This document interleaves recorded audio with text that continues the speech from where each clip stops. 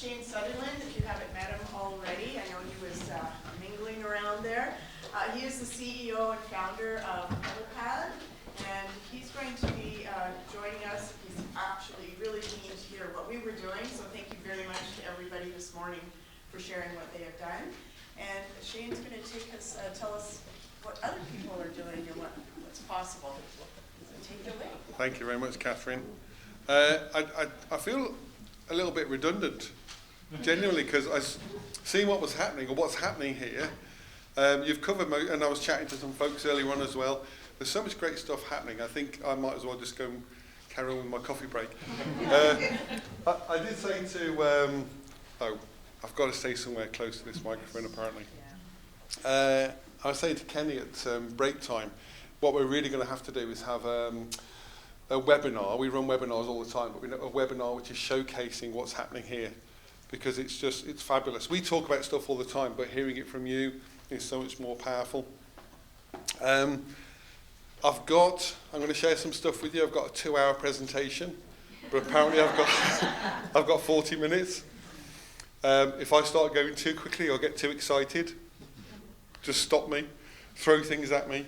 And even though I'm trying to get a lot in, if you think I'm talking nonsense at any point, just, again, say, Shane, that sounds rubbish. Can we have a conversation about that, please? And we will. My background is as a teacher. I normally talk a bit more about that, about how I was a sailing instructor who became a fireman, who became a lecturer, who became an accidental businessman. But all of my teaching was based in experience. I used to run a big first-year module to help students survive university. And an awful lot of things that I learned along the way led to the development of PebblePad. And I've taught about this a bit more normally, but I think I know our vision, and it's been the case for a long time, it has been to change the way learning is designed, experienced and assessed. It's about moving away from education which is content and course centric to education which fits people for successful future lives. And in fact, and Donna touched on that right at the beginning. And in fact, I bought this book yesterday, but there's that bit, isn't there, about reinforcing that movement. And I've just been I've been very fortunate to be on a worldwide tour. I've been travelling now. Normally I'd get a tie on, obviously, on my best frock for a meeting like this. I'm living out of a suitcase, but the benefits of that is I've visited, I think now, about 30 universities just in this trip, chatting to folks, finding out what's going on. And all of a sudden there seems to be some commonality across the continent about what's driving behaviours in higher education. So I'll sort of test some of those things out with you. I think one of the things I always try to do is disabuse people of the notion that PebblePad's a portfolio. But we don't know what else to call it. Much more than an e-portfolio, learning journey platform, personal learning space. We've tried all sorts of titles for it. But these stats, to some extent, speak to how the platform's used. And we've seen that. I mean, the peer assessment stuff, absolutely. And as you were doing that, Debbie, I'm thinking, no, it does allow you to run a report on that, doesn't it? And it did, so thank you for showing that. There's so much the PebblePad can do now. I lose track of, and lose track of how people pull the right kind of levers to do all sorts of really interesting things with the platform. But you'll see there's only about 7% of assets are portfolio-like pages or portfolios. Most things are, 47% of things are responses to what I generally call learning designs, templates or workbooks, things that you have built. And again, Donna said right at the beginning, PebblePad can help with this. PebblePad can help, but it still requires brilliant teachers, learning designers, ed designers to work out what you want to achieve with the platform. And so your learning designs, the templates, the workbooks, and I might have to steal your adapted what now what template. It's much better than our one. So there's about 300,000 learning designs in the system. Interesting, the question about externals, about 200,000 We call them external assessors. It doesn't feel like the right word. Workplace supervisors, lead clinicians, vets, whoever they might be, coming into the platform to provide meaningful feedback, to be part of the student learning journey. And about 40 million items of feedback. And those numbers, by the way, are growing really, really quickly because of some of the things you've started showing us that you do with the tool. Some of you, certainly Catherine will remember, is writing a book called PebblePad. About 2010, I think we wrote it. And then we sort of forgot about it. We moved on to the next thing, and we had a conference last year. One of our presenters said, I think the things that happen in PebblePad are different somehow, and I'm going to call it PebblePad. And it reminded us of this thing that we once thought about. So I just listed what that means to us. And again, this has been reflected in so many things already said this morning. Helping students be intentional, purposeful about their learning, planning for it, making sense of it, making connections, collecting evidence, telling stories.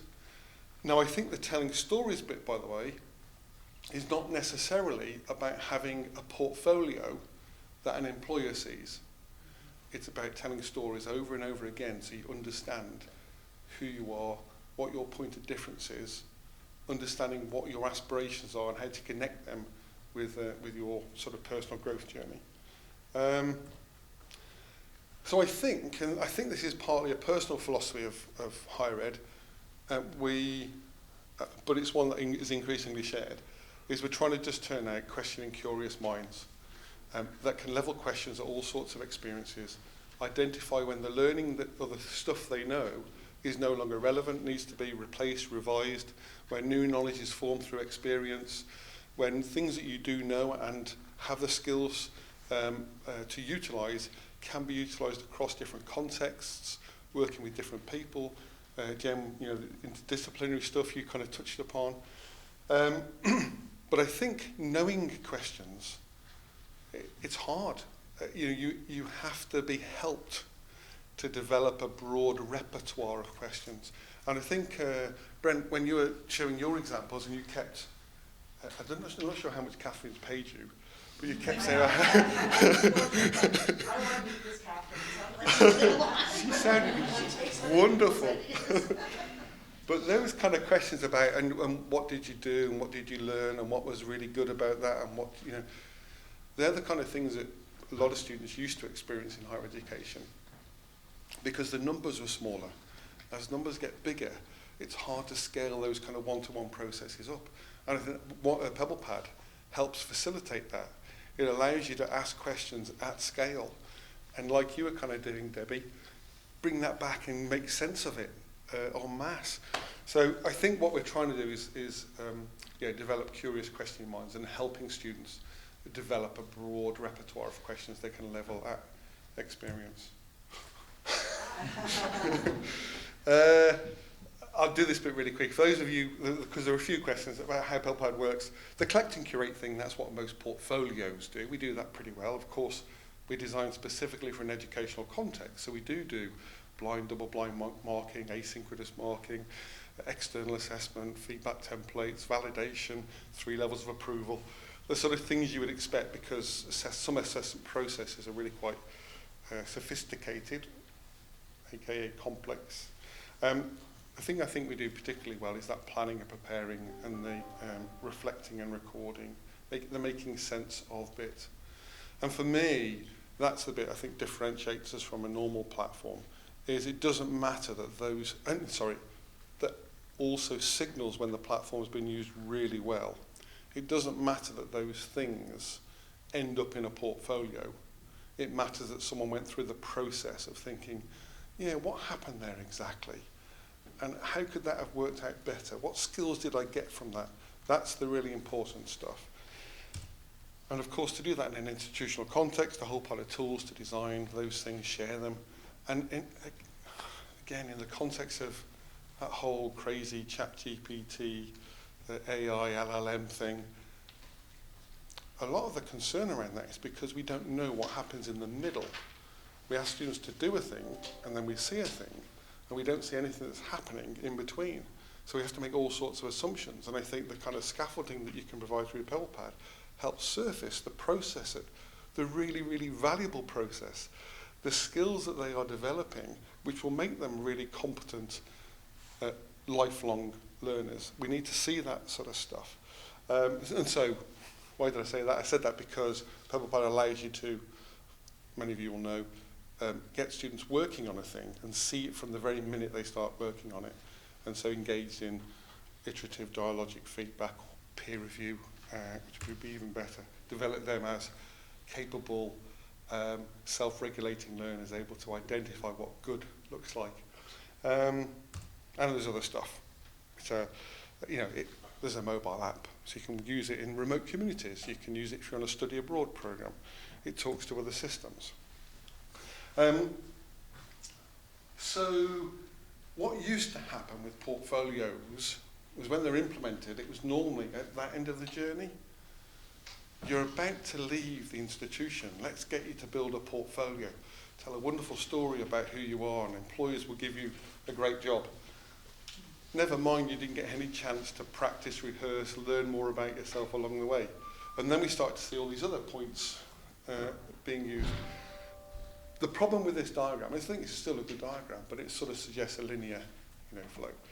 So we started looking at, to help tell a better story about PebblePad practice, primarily to our existing customers.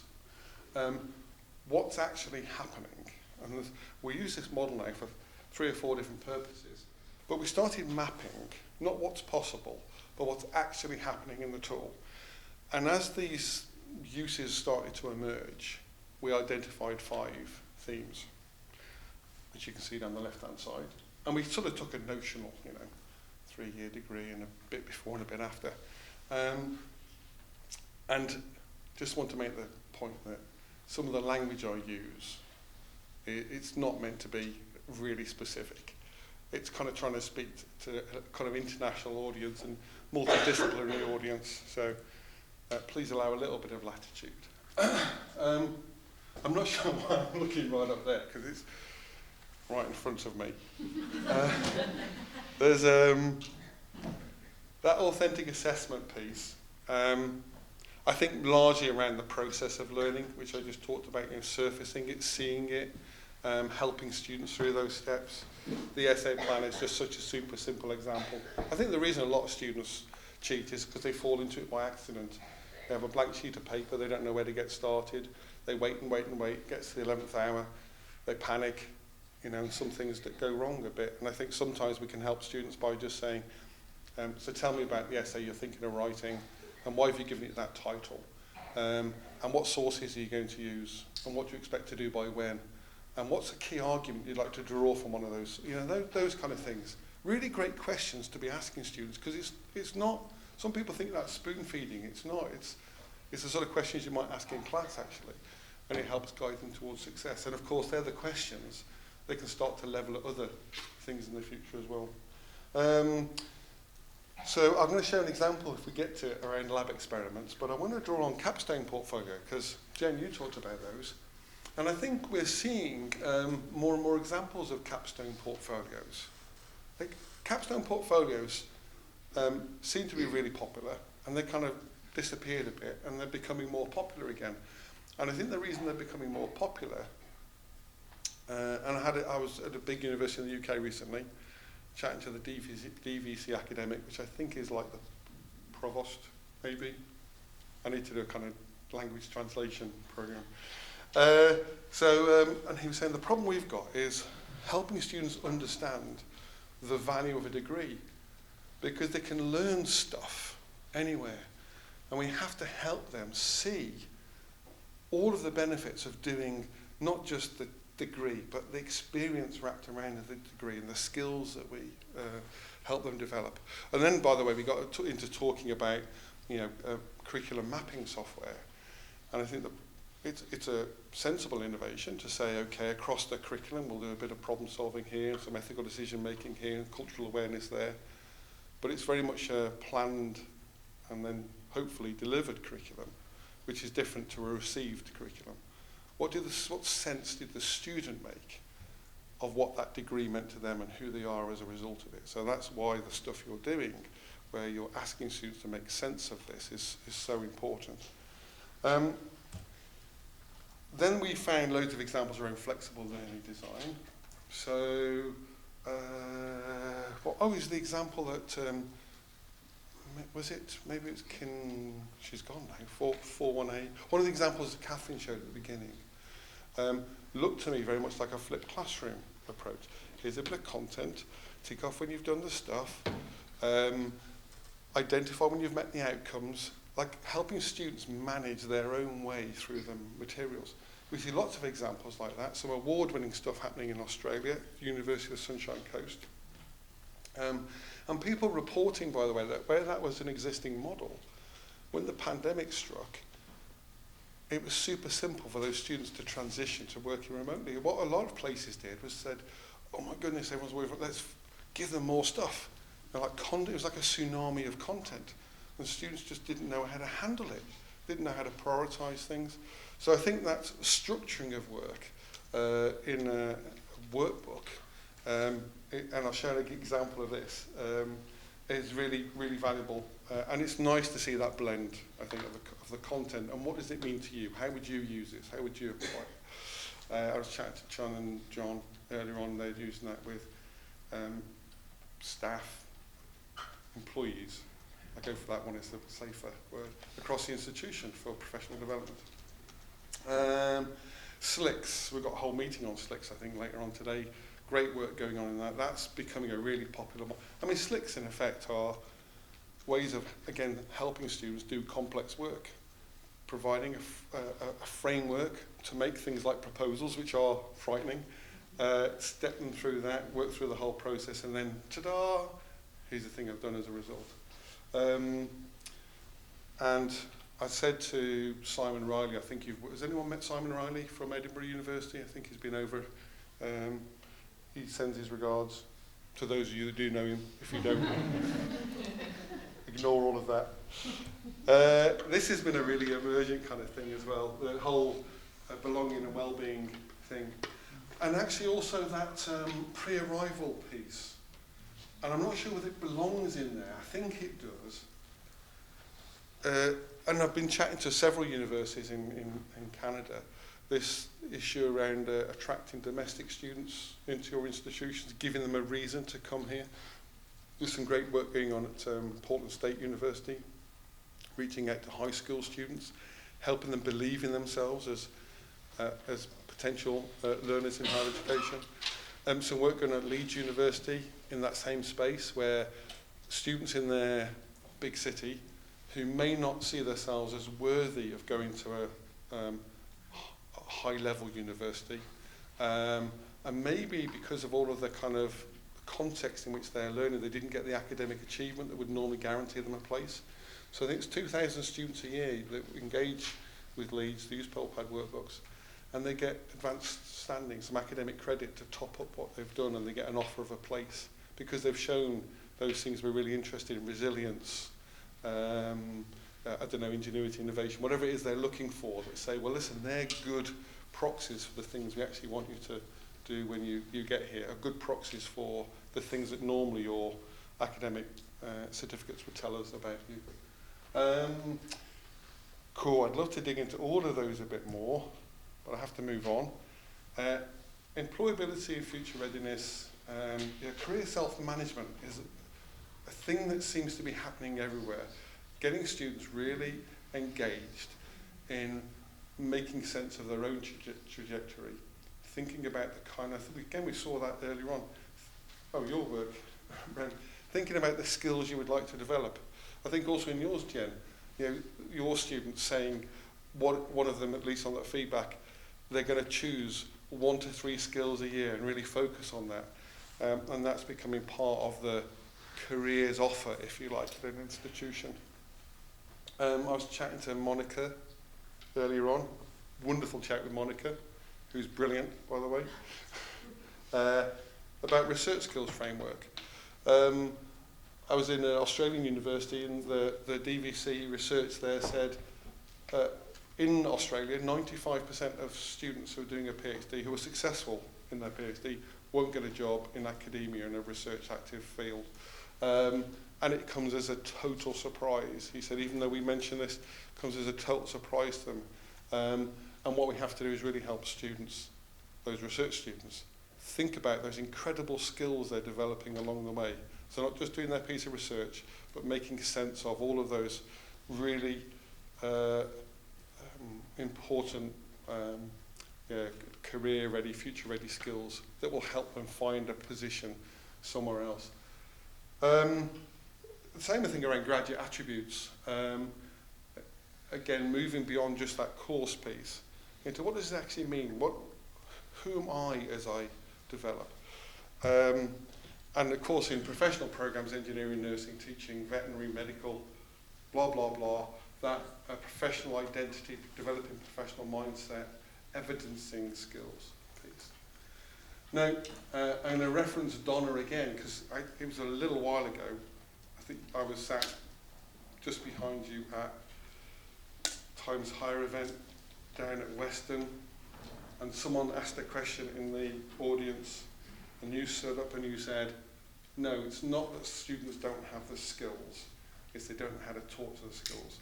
I think it was the first time I heard that phrase about the skills articulation gap. And I think that's what happens. It's that thing again between the difference between the delivered curriculum and the received and understood curriculum. Helping students so that when they get to that end of the journey, they can speak confidently to all the things they have learned and can do to their points of difference. And it doesn't mean showing someone else a portfolio. It just means being confident in the skills you have developed. But because you have regularly, routinely thought about your learning, made sense, made connections, and you have the evidence should you need it. And I think our proposition to our customers is if you're only using PebblePad to solve a problem, and this is one of the things we have with customers who've been here with us for a long time, and a lot have, we lose very few customers, is they perhaps bought PebblePad as the personal tutoring platform, or they bought it to solve their pre-arrival problem, or they bought it for graduate attributes. And actually you need to see it as just a tool that sits alongside the LMS, where the LMS is typically much more about courses and content, and PebblePad is much more about thinking about my learning, thinking about my development, thinking about my journey and who I'm becoming. And the more touch points you can give your students, the more times they have to think about, to plan for, to reflect, to make sense, the better able they'll be at the end of their journey to tell their stories. And also, by the way, you get better value from it. It doesn't cost you any more. Now, there's a problem with that, and the problem is this bit here is typically the course, the light blue bit is typically a course team. So I'll move back towards the microphone. The top two, the flexible learning design and authentic assessment feedback. They tend to be situated within the disciplines. I was at another university, very good university, been using PebblePad a long time, and we had someone new in the meeting, not one of the usual suspects we meet when we go to that university, and they said, well, why aren't we doing more of this stuff? And the answer was, we're only funded to do the learning and teaching stuff. We don't do student experience. We don't do careers and employability. We don't do the whole welcome first year experience thing. We only do learning and teaching initiatives. Well, for the student, it's a university experience, isn't it? And so there's lots of moves now, I think, to, not at that university, I think we might have woken them up a little bit. Lots of initiatives we see elsewhere where they're trying to bring all of these sort of streams together. And PebblePad, it doesn't have to be in a way, there's not necessarily a common purpose in PebblePad. It's just a tool that's sat there that different people can come to and ask their students to use it for different reasons. But every time they come to it, if they're using it well, they are thinking about themselves, thinking about their learning, thinking about what skills they're developing. Does that make sense?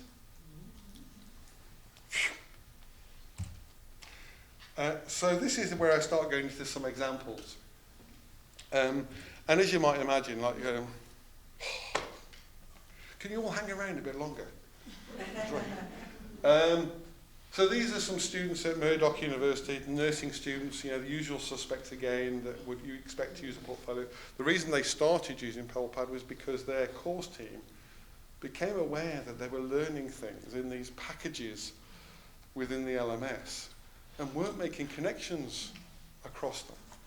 That's a really unusual route for a professional program to come to our platform. Then they started using it on their placements. They do video logs and all of their reflective journals and stuff. And on this particular image, I was fortunate to spend some time with them. On the background is a workbook behind every bed, and there's 10 pages on it, I think. And it covers 2 weeks anyway, and it says, well, it's Wednesday. You click on the Wednesday tab. I mean, it's probably not called Wednesday, but you click on the Wednesday tab, and it said on the bed in front of you is Dorothy, and Dorothy presented with these symptoms. And the handover crew left these notes for you. Now, as you pick up the care of this patient, what are you going to do? And the students work in little triads, and they add in what they've done. They make some various readings and things, and then it'll say, Dorothy's breathing's just deteriorated.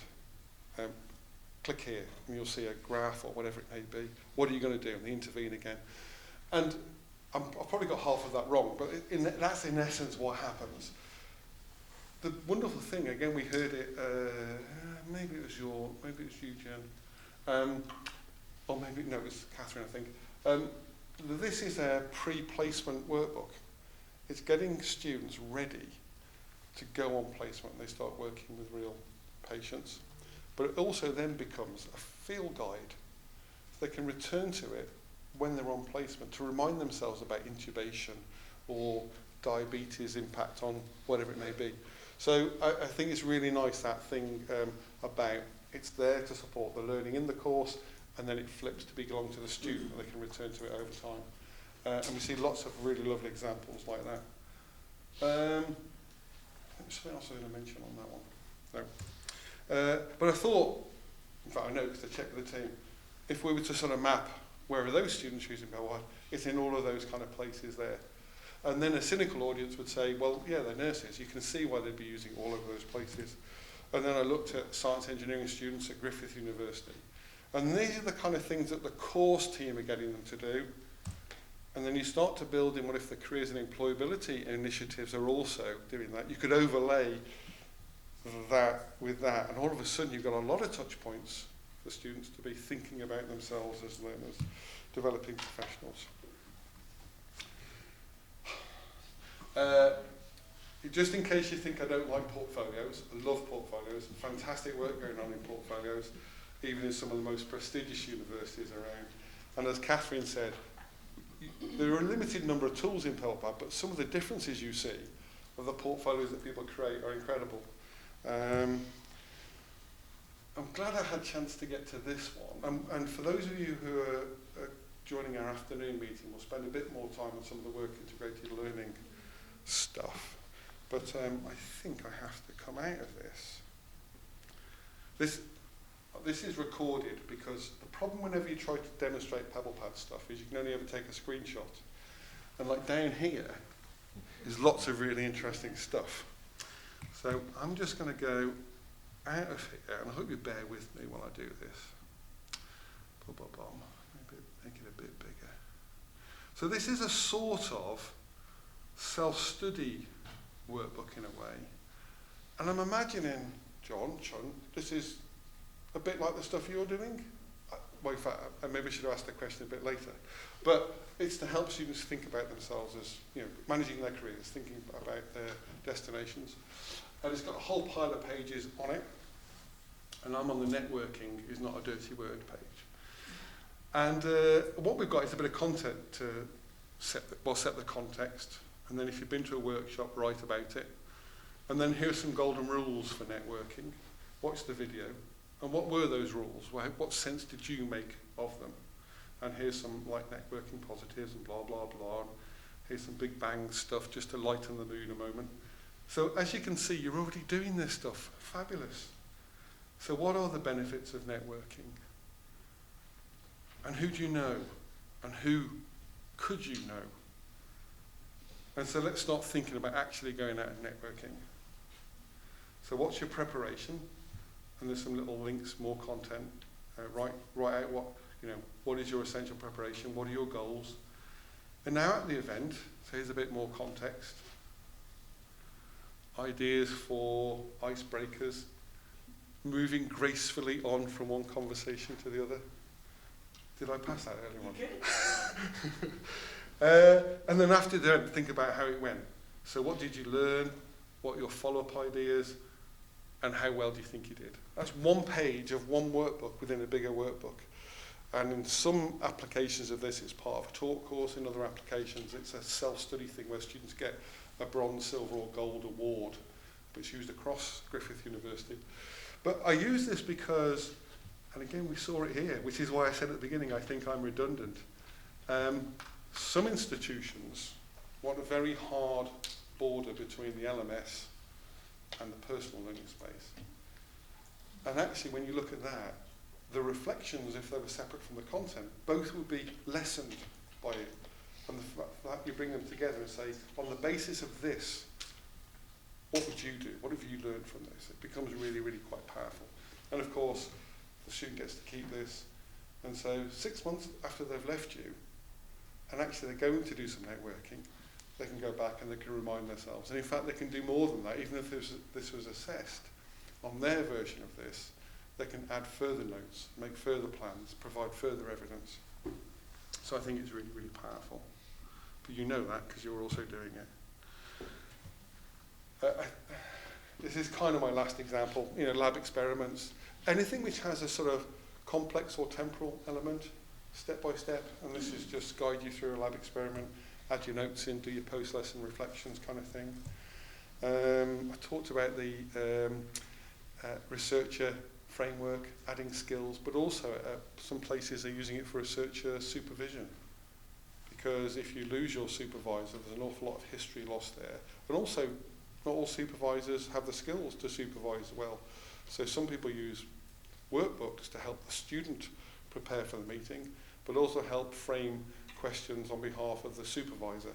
So it's a more meaningful meeting. And then if you end up with a new supervisor, you just share your workbook with someone else and the kind of story goes on. And I want to get to, well, we know the competency stuff. And I realise I'm doing this really quickly now. Who knows about mapping? The Spina, excellent. John. So it used to be, didn't it? You go to, just like Brent showed us, you go to a skill here and you say, yeah, I'm about a 3 out of 5. Oh, now I'm a 5 out of 5. You'd always go to your skills list. So now we have this lovely method where you start off with a thing, a group meeting, something I did, a presentation I did to my class, and I record that, and then I think, I bet that will service some of the skills I have to evidence over time. So the mapping competencies follow you around and you go and say, I think it's this and I think it maps to this. And if I've moved my slides around correctly, I haven't, you can have multiple frameworks. I think that's in my afternoon session. So you can actually have graduate attributes sat alongside your professional competencies for the route you're on. And maybe you're doing some volunteering as well, you can have those competencies. Because problem solving might be spoken about differently in those different areas, but it's still, if you've done problem solving, you can match it. I think what you're also doing then is understanding different ways in which different people talk about the same kind of skill. I'm going to finish on one more, and it's the University of Waterloo one. And I talk about this around the world, I promise you. I'm going to have to change some of my examples now, because they're the ones I saw this morning. But this is just, because I often show complex workbooks. This is super, and we've seen some of the language here as well earlier on. It's super simple, it's beautifully designed. It simply says, and you could transition this to a flipped classroom, sort of model, lab experiments where you have to demonstrate health and safety before you start doing the lab experiments. So have you got this evidence before you start anything that you're fit and able to do this? I've seen more and more examples of this now with, of course, inoculation certificates in there. And then, what are you interested in? What are your goals? And then these wonderful reflective journals throughout. I don't know if I'm telling this because you've already seen it this morning, or a version of this. But those are the questions which dig into. And I do understand as well, I hear, how Certain students really value the chunking of this because they can't process or hold big ideas in their heads all at once. And so working through the questions really helps them get more out of the experience. And then we've got both the midterm check-in and the end of term summary. And of course there's a direct line of sight from what the student's doing as part of their reflection and this stuff here. So if there's any doubt about whether that's authentic, whether the student actually did that, we can just look back to their reflections and we can see how they arose. So I'd love to just keep on showing you more and more and more stuff, but maybe you just need more internal showcases because of what I've seen already this morning. So I've left 3.5 minutes for questions. If you have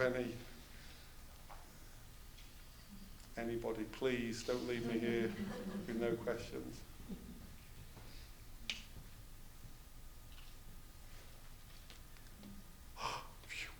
Hi. Hi, my name's Jen. Hi. I am thinking about this from a campus context. I'm wondering if, and this might be a ridiculous question, but do people have the ability to link a variety of PebblePad courses and different spaces? Can you share the reflections from one space to a central place where you might be bringing together everything to think about, for example, career-related, well-being related reflections, and not have to jump around and keep going, where did I think that good thought? Yeah, Jen, that's a brilliant question. Nothing stupid about that at all. So PebblePad to some extent is a bit like and this reflects an earlier question about, which I think touched on confidentiality and privacy. So PebblePad is a bit like my laptop. And on here I've got holiday pictures, wedding videos. I've also got tender documents, articles I've written. And they only make sense in their entirety to me. And then different people at different times need to see some of that stuff, like a tender document. So I'd take that and I'd share it to Donna, and Donna would say, of course, Shane, we'll give you, whatever it is, 11 cents a user or at least more than that. So I share those things I need with those particular people. But at any point, if someone wanted me to tell, if you like, a more complex story about, show me the things which have been really important in shaping you, I go back into my laptop and I go, well, actually, here's a great example. And same with PebblePad. I go, here's a great example, and here's an example. And I can do that in lots of ways, and we started to see some of those like collections. So a collection is a page in PebblePad where you can say, find me everything that I tagged as problem solving. And it kind of sucks it all in, you've got a list of things. Or if I'm on placement, every time I do a placement activity, I can say, well, today, I can tag it as placement, I can add some hours to it, and another part of PebblePad will suck those together, count all the hours up, count them down off a target I've set myself. Or, like we saw from Brent, I can write a portfolio as a story. And so I can write, if you like, a sort of executive summary and make deep links. So where I say, hey, I'm an excellent problem solver, as I demonstrated in this group project, I can make a hyperlink to another thing that's in PebblePad, so that when someone's reading that story, they can go in and say, oh, yeah, that's great evidence of that. Does that make sense, my explanation? Mm-hmm. So it's a whole pile of, from both a design point of view, from you as a teacher, PebblePad is made up of lots of little different shaped Lego blocks, and you can put them together in lots of different ways. The same for the student. As they build up their asset store, they can take any of them and share them differently, organize them differently, tell really simple stories or really quite complex stories with them as well. So the limitation is really only in how well we can prompt students to think about something and tag it when they don't realize yet where it might be useful. Yeah, I think that, and we saw, I think, on the example that Catherine used earlier on, there's a little prompt at the bottom that said, think about tagging this so it make it easier to find in the future. But also there's keyword search, for the title and description search in the system. And it might be a question well worth sitting down over a coffee with Catherine to say, what are people doing to make this make sense at a sort of higher level, beyond the level of the course. But typically in most institutions, students, say most institutions, in institutions that are using PebblePad closest to that map, that diagram I showed, students will be doing a thing for Despina, and only Despina sees that bit from all of our students. And another thing happens for Debbie, and another thing happens for Monica. And at some point, someone might say, listen, in terms of your graduate attributes, I'd really like to see evidence of your group work, communication, ethical, moral decision making. And I've got a great example from here and a great example from here, and I can stitch those together to make a coherent story. To tell, I think the old definition of portfolio was to tell a story with a particular rhetorical purpose to a given audience, something like that. So you can do that, yeah. Thank you. I feel I may have used more words than I needed to then. Just a quick question, Shane, on that one. The mapping, is that the user that checks the mapping, or is it set structured in the workbook or the whatever by the instructor? Yeah, so the way mapping works is, let's say I was an engineering student and you took the engineering competencies, there's like engineering Canada or something like that, some body, but you take those and you write. Graduate attributes would be a good example. Okay, so graduate attributes, the institution would make those available. So you'd write a one or multi-page description of those. You would share them with all the students to whom they were appropriate, and that could be across the institution. And then they follow them around, in effect. Now, it might be that if we've got 10,000 students on, simple just maths for me, on 10 different courses, you could still have 10,000 students doing those graduate attributes, but their workbook that had all the skills on could be shared on 10 workspaces within PebblePad, where each discipline got a chance to see their student work and get reports on it. But from an individual student perspective, every time I do a thing, I would go, I want to map this. It would show me my mapping standards, and I just click and add. Yeah. And if I've got those 10,000 students in that one school that had 1,000, if that one school happened to be biomedical science and there was a framework there, they would have also shared with me a mapping framework. And now, as a biomedical science student, I get the graduate attributes and I get the biomedical science competencies as well. Any other questions at all? All right, well, super. From my point of view, thank you so much for giving up your morning and coming. Thank you to all of the speakers, because I found it really valuable and inspiring. Thank you to everyone who's helped make this possible. Catherine and Maris, if she's here, and anyone else who's been involved in organising this. So thank you all so much.